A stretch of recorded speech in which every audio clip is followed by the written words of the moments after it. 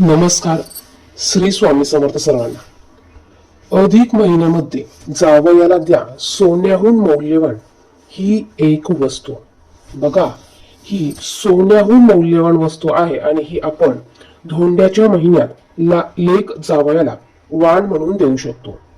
ही वस्तू दान दिल्याने तुम्हाला पुण्याची प्राप्ती होतेच, त्याचप्रमाणे जावयाला वाण काय द्यावे हाही प्रश्न तुमचा सुटेल.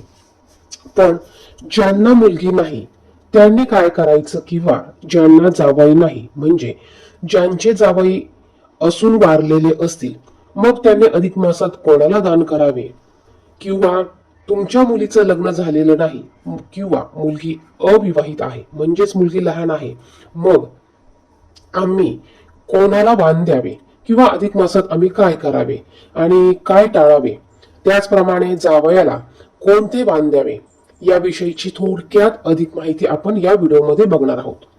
अधिक मासात लेक व जावयाला ही सोन्याहून मौल्यवान अशी एक जी वस्तू आहे ही आपल्याला आवर्जून द्यायची आहे. यामुळे आपल्या जावयाची प्रत्येक कार्यात प्रगती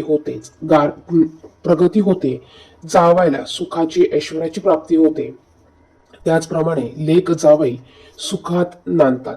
बघा, आता या प्रथा मान्या न मान्याच आहे. या प्रथा पूर्वीपासनं धार्मिक आपल्या धर्मात, हिंदू धर्मात पहिल्यापासनं चालत आलेल्या प्रथा आहे.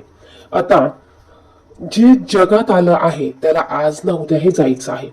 मग विधवा असू द्या, सुवासीन असू द्या, याच्यात फरक जरी नसला तर काही अशा गोष्टी असतात की त्या सौभाग्याच्या असतात, सुवासिनीच्या असतात, त्या तिच्या पद्धतीने तिला द्यावे लागतात. शेवटी विधवा जरी असली, सुवासीन जरी असली तरी शेवटी ती एक माणूस म्हणून आहे. या जगात प्रत्येकाला समान अधिकार आहे जगण्याचा, आनंद घेण्याचा, उपभोगण्याचा. परंतु देवाच्या बाबतीत अशा काही गोष्टी आहे किंवा आपल्या काही देवाच्या सुवासिनीच्या सौभाग्याच्या बाबतीत अशा काही गोष्टी आहे की त्या सौभाग्याच्याच सुवासिनीलाच त्या वस्तू दिल्या जातात. म्हणून आपण ह्या गोष्टी त्या प्रथेप्रमाणे त्या नियमाप्रमाणे करत असतो. फक्त एवढंच की आपल्याला एखादी विधवा असेल तर तिला हळदी कुंकू लावता येत नाही, मात्र आपण तिला ज्या सुवासिनीला गोष्टी देतो त्या गोष्टी तिला आपण हातामध्ये देऊ शकतो, तिला तिच्या आवडीच्या भेटवस्तू तिला देऊ शकतो. बघा, आपल्या हिंदू धर्मात अधिक महिना हा अतिशय पवित्र मानला जातो. नवीन लग्न झालेल्या जोडप्यांसाठी हा महिना सर्वात महत्वाचा, म्हणजेच लेक जावयासाठी हा महिना अधिक महत्वाचा मानला जातो. असं मानलं जातं, जर का या धोंड्याच्या महिन्यात लेक जावयाला घरी बोलावून त्यांचा मान सन्मान केला, त्यांना भेटवस्तू दिल्या, तर आपल्याला लक्ष्मी नारायणाचा आशीर्वाद प्राप्त होतो. साक्षात भगवान श्री हरींचं रूप म्हणून आपण जावयाला वाण देत असतो आणि यामुळे आपल्या घरात देखील बरकतता येते, आपल्या घरात लक्ष्मीचा वास येतो. यासाठी आपण लेक जावयाला घरी बोलून आपल्या यथाशक्तीने, आपल्याकडं जशी पद्धत असेल किंवा आपली जशी ऐपत असेल त्या पद्धतीने आपण त्यांचा मान सन्मान हा करायचा आहे. आपल्या हिंदू धर्मामध्ये पूर्वीच्या काळापासून अधिक महिन्यामध्ये जावयाला सोन्याच्या किंवा चांदीच्या वस्तू दान देण्याची पद्धत आहे. बघा, पूर्वीच्या काळी सोन्याची वस्तू किंवा चांदीची वस्तू जावयाला दान दिली जायची किंवा अंगठी घातली जायची. परंतु सध्याच्या काळात सोनं घेणं हे प्रत्येकाला परवडणारं नाही. सोनं चांदी इतकं महाग झालं आहे की आपल्या आर्थिक परिस्थितीमुळे किंवा आपल्या आर्थिक नाजूक परिस्थितीमुळे आपल्याला ते घेणं किंवा त्या वस्तू घेणं शक्य होत नाही. मग आपण सोनं चांदी जरी तुम्ही घेऊ शकला नाही किंवा तुम्ही ते जावयाला वाण म्हणून देऊ शकला नाही, तरी जावयाला आपण सोन्याही पेक्षा मौल्यवान अशा काही वस्तू आहेत, ह्या वस्तू अधिक मासामध्ये आपण आवर्जून देऊ शकतो. मग वाण देण्यासाठी सोनं चांदी तुम्ही घेऊ शकत नसाल तर सोन्याही पेक्षा मौल्यवान या वस्तू आवर्जून आपण आपल्या जावयाला द्यायच्या आहेत. त्यासाठी व्हिडिओ कुठेही स्किप करू नका, शेवटपर्यंत बघा. व्हिडिओ बघायला आवडत असेल तर नक्कीच लाईक करा आणि इतरांना देखील हा व्हिडिओ शेअर करा. कमेंट बॉक्समध्ये श्री स्वामी समर्थ नक्की लिहा. तुमचा आजचा दिवस नक्की चांगला जाईल. अधिक मास, ज्याला आपण पुरुषोत्तम मास, धोंड्याचा महिना असं म्हणून देखील ओळखलं जातं.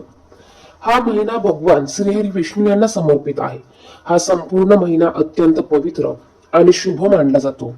या अधिक मासाला धोंड्याचा महिना म्हणतातच, त्याचप्रमाणे या संपूर्ण अधिक मासात जास्तीत जास्त भगवान श्री हरी विष्णू यांची सेवा केली जाते. त्याचप्रमाणे हा अधिक महिना म्हणजेच धोंड्याचा महिना 3 वर्षातून एकदा येत असतो आणि हा अतिशय शुभ मानला जातो. हा भगवान विष्णूंना समर्पित असल्यामुळे या महिन्यात जास्तीत जास्त भगवान श्री हरी विष्णू आणि माता लक्ष्मी, त्याचप्रमाणे देवांकडून आशीर्वाद प्राप्त करून घेण्यासाठी विविध धार्मिक विधी, पारायण, त्याचप्रमाणे या महिन्यात काही पुरुषोत्तम मास किंवा अधिक मासाची कहाणी, या गोष्टी केल्या जातात. आता ह्या गोष्टी खूप पहिल्यापासून केल्या जातात. जेव्हा अधिक मास म्हणजेच धोंड्याचा महिना ज्या वर्षांमध्ये येतो त्या वर्षी 12 महिने नसून 13 महिन्यांचा पूर्ण हा वर्ष मानला जातो. यंदा 2026 मध्ये अधिक मास, बघा, अधिक मास 17 मेला चालू होत आहे आणि हा अधिक मास 15 जून 2026 या दिवशी समाप्त होत आहे. अधिक मासात जावयाचा मानपान केला तर जावयाला उत्तम आरोग्य, ऐश्वर, संपत्ती आणि संपत्तीही प्राप्त होते. या महिन्यात दान करणे हे अत्यंत शुभ आणि पुण्याचं मानलं जातं. याचं फळ आपल्याला 1000 पटीने अधिक मिळत असतं. आपण आपल्या ऐपतीप्रमाणे जे काही दान होईल ते दान आपल्याला आवर्जून करायचं आहे. मग तुम्ही गरिबांना दान करू शकतात.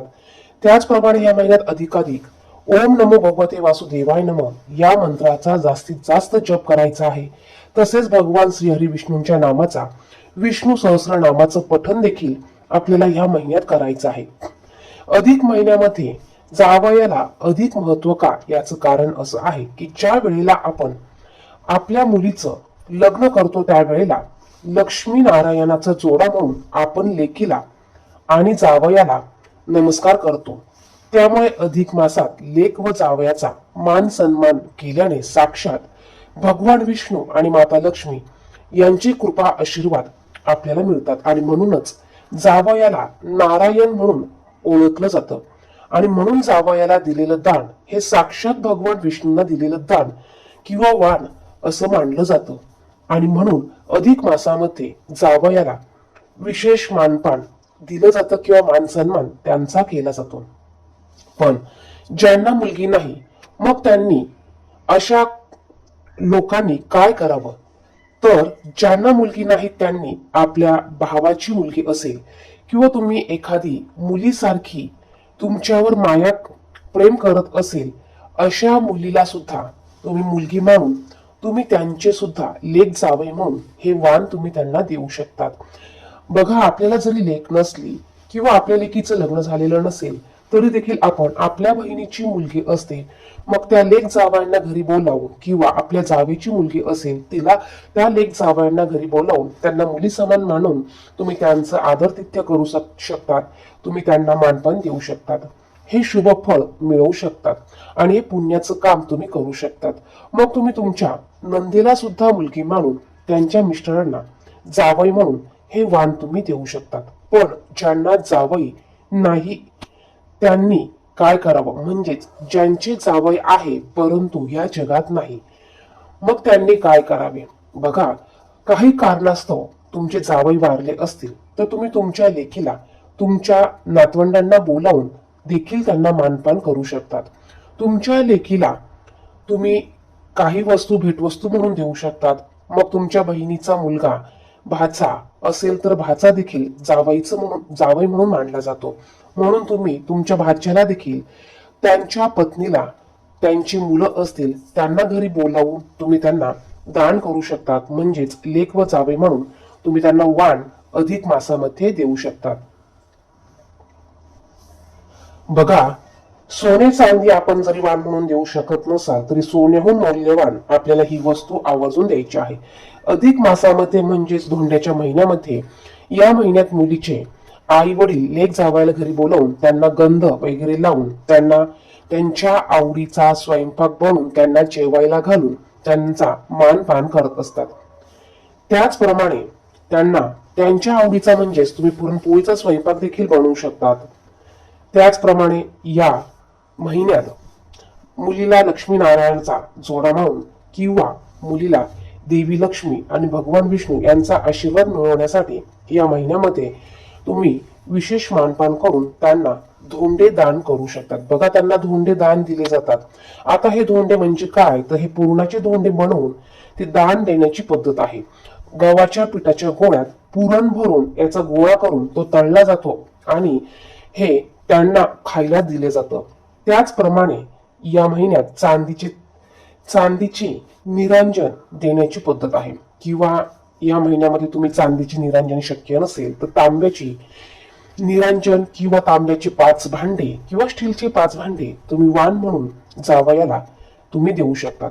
तसेच जावयाला तुपात तळलेले 33च्या पटीत अनारसे देण्याची पद्धत आहे. एका चांदीच्या अथवा तांब्याच्या भांड्यात किंवा तांब्याचं तांबण घेऊन, तांब्याचं जर शक्य नसेल तर स्टीलचं तुम्ही ताट घेऊ शकता. त्यामध्ये अनारसे ठेवून त्यावर तांब्याचा दिवा ठेवून किंवा चांदीचा निरंजन ठेवून तो तुम्हाला प्रज्वलित करायचा आहे आणि हे ताट तुम्हाला जावयाला द्यायचं आहे. यामध्ये 33च्या संख्येने बत्तासे ठेवले जातात. त्याचप्रमाणे बघा, 33 या अंकात तुम्ही नारळ, सुपाऱ्या, फळे, सुकामेवा, त्याचप्रमाणे तुम्हाला वाटत असलेली फळे तुम्ही 33च्या पटीत दान देऊ शकतात.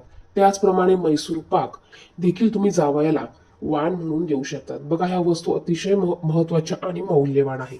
या वस्तू जरी तुम्ही त्यांना वाण किंवा दान म्हणून दिल्या तरी देखील तुम्हाला पुण्याची प्राप्ती होऊ शकते. फक्त आपल्याला वस्तू देताना ह्या 33च्या संख्येत आपल्याला दान करायचं आहे, कारण 33 या संख्येला या महिन्यात अतिशय महत्व आहे. त्याचप्रमाणे जावयाला वस्त्रदान केले जाते, म्हणजेच कपडे घेतले जातात. लेकीला साडी घेतली जाते. लेकीला हळदी कुंकू लावून पाटावर बसून तिच्या ओटीमध्ये तुम्हाला घेतलेली साडी, त्याचप्रमाणे सौभाग्य अलंकाराच्या वस्तू, मकले, कुरवाळी, हळकुंड, सुपारी, गजरा, वेणी, 5 सौभाग्याच्या वस्तू तुम्ही तिला ओटीमध्ये देऊ शकतात. आणि लेकीच्या दीर्घायुष्यासाठी, सुखी संसारासाठी, सौभाग्यासाठी देवाकडे प्रार्थना तुम्ही करू शकता. त्याचप्रमाणे अधिक मासामध्ये तुम्ही लेकीला चांदीची जोडवी देऊ शकतात. बघा, अधिक मासात आईकडून लेकीला चांदीची जोडवी भेट वस्तू म्हणून दिली जातात किंवा जुन्या जोडव्यांमध्ये आई भर घालून देत असते. जर आईला जुनी जोडवीमध्ये भर घालून देणं शक्य नसेल का नवीन चांदीची जोडवी घेणं शक्य नसेल तर तुम्ही स्वतःच्या पैशाने तुमच्यासाठी नवीन जोडवी घेऊ शकतात किंवा जुन्या जोडव्यांमध्ये तुम्ही आणखीन चांदी घालून भर घालून नवीन जोडवी करू शकतात.